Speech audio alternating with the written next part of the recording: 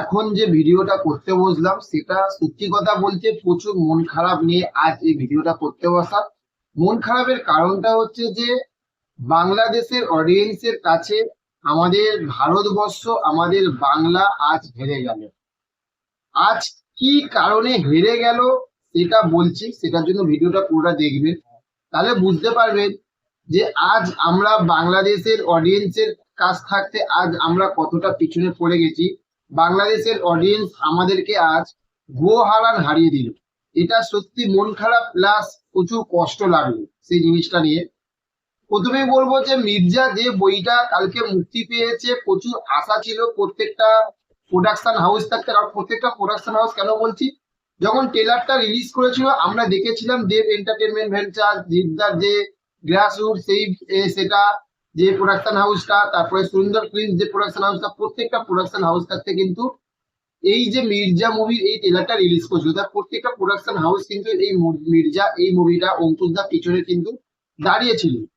কিন্তু তারা প্রচুর আশা করেছিল যে মির্জার যে লেভেলে আমরা হাইপটা আমরা ইউটিউবে একটা ঝড় তুলে দিয়েছিলাম, যেটা একটা একটা মানে ট্রেন্ডিং এ এসে গেছিল, সেখান থেকে মির্জা মুভিটা যখন ঈদে যখন রিলিজ পেলো এতটা খারাপ রেসপন্স করেছে সেটা বলতেও খারাপ লাগছে।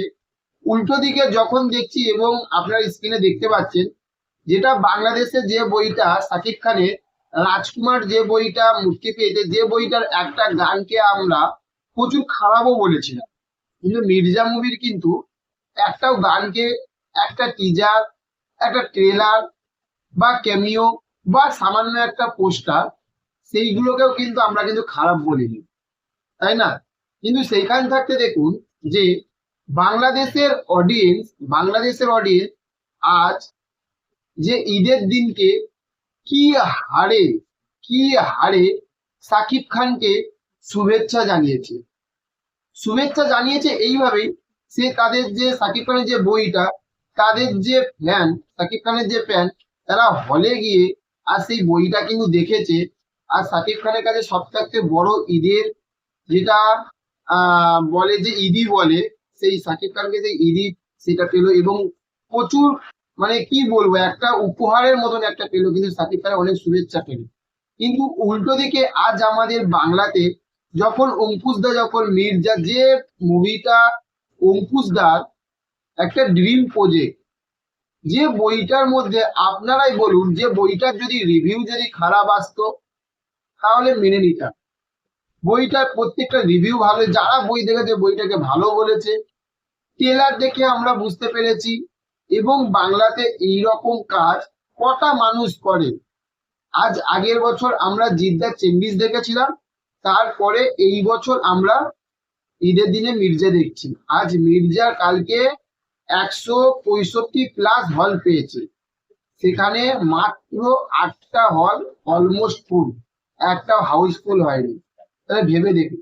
এবার আপনাদের মনের মধ্যে একটা কোশ্চেন থাকতে পারে, সেই কোশ্চেনটা হচ্ছে যে যে প্রশ্নটা সেটা হচ্ছে যে বাংলাদেশে একটা ওখানে বিশাল বড় লেভেলের ঈদ, সেই পার্বণটাকে তারা পালন করে।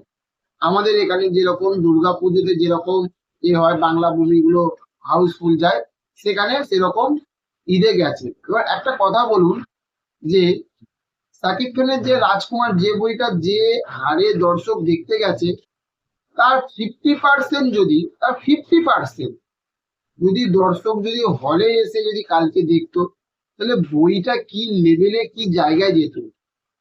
তার আগে প্রত্যেকটা প্রোডাকশন হাউসকে এবং কিছু কিছু দর্শকের কাছে সত্যি ক্ষমা চেয়ে নেবো। আমরা যারা বলি যে বাংলাতে শুধু সিরিয়াল হয়, ফ্যামিলি ড্রামা বই হয়, বাংলাতে কমার্শিয়াল বই হয় না। আজ তারা অনেক চেষ্টা করেছে, আজ তারা চেষ্টা করে করে করে করে না আজ তারা হেরে গেল। যেরকম প্রথমে সেন্টিমেন্টালটা হেরে গেছিল, বইটা কন্টেন্টটা ভালো, সবই ভালো, কিন্তু বইটা চললো না। সেই রকমই হচ্ছে মির্জাটা, যেটা রেসপন্সটা কালকে খুবই খারাপ। এবং আজকে সেখানে দেখুন যে সেই যে টিকিট বুক মাই শো খুলে দেখুন যে কি অবস্থা। নন্দনটা আস্তে আস্তে ভরছে, রাধা স্টুডিওটা অলমোস্ট ফুল হয়েছে। আদার্স ভাই প্রত্যেকটা হলের অবস্থা দেখুন। এইরকম যদি আমরা যদি বাংলা মুভিকে যদি এইভাবে যদি আমরা যদি সাপোর্ট করি, তাহলে বাংলা মুভি কখনোই কখনোই বড় জায়গায় আসতে পারবে না। আমাদেরকে সারাটা জীবন ওই ফ্যামিলি ড্রামা বইগুলোকে কিন্তু দেখে যেতে হয়। একটা ডিরেক্টর না একটা প্রডিউসার ঠিকই বলেছিল যে এখনকার সময়ে হ্যাঁ মনে পড়েছে, অতনু ঘোষই বলেছিল যে এখনকার সময়ে, অতনু ঘোষ না অরিজিৎ সেন, এরকম এক দুজনের মধ্যে যে কোনো একজন বলেছিল যে এখনকার সময়ে দেখুন যারা ফ্যামিলি ড্রামা বইগুলো বলে, এই ফ্যামিলি ড্রামা বইগুলোই কিন্তু আজ বাংলাদেশে কিন্তু বিজনেস দিচ্ছে, কিন্তু যে কমার্শিয়াল মার্কেট অ্যাকশনের বইগুলো সেইগুলো কিন্তু বাংলাদেশে বিজনেস দিচ্ছে না। তাহলে ডিরেক্টররা তাহলে কেন বানাবেন? এবার লাস্ট আরেকটা যে মুভিটা দেখার বাকি রয়েছে সেইটা হচ্ছে দেবদার খাদান। দেবদার খাদান মুভিটা প্রচুর লেভেলের হাইপ আছে। এখন জানি না বাংলাদেশ আর ইউটিউবে প্রচুর লেভেলের হাইপ থাকে, কিন্তু সেখান থেকে কি হয়, বইগুলো যখন রিলিজ করে তখন সত্যি কথা বলতে মুখ থুবড়ে পরে বলবো না, তা খারাপ দিকে যাচ্ছে। তো একটা আশা একটা ভরসা যে খাদানে সুপারস্টার আমাদের দেবদা রয়েছে।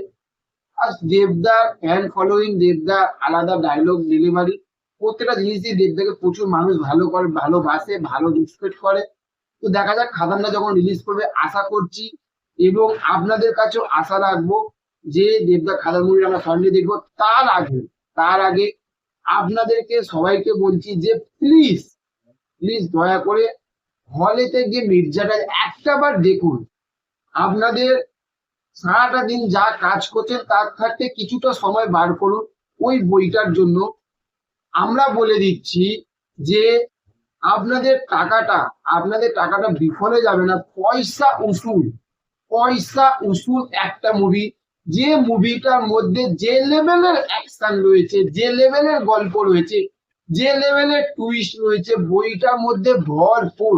হলে গিয়ে জাস্ট জাস্ট বইটাকে এনজয় করুন, ফুল দমে এনজয় করুন। আজকের ভিডিওটা এই পর্যন্ত। কেমন লাগলো ভিডিওটা অবশ্যই কমেন্ট করে জানাবেন। আর চ্যানেলে যদি নতুন হয়ে থাকেন চ্যানেলটিকে অবশ্যই সাবস্ক্রাইব করে পাশে থাকবেন। দেখা হচ্ছে নেক্সট কোনো ভিডিওতে। ভালো থাকবেন। Okay, thank you, have a nice day, tata, bye by.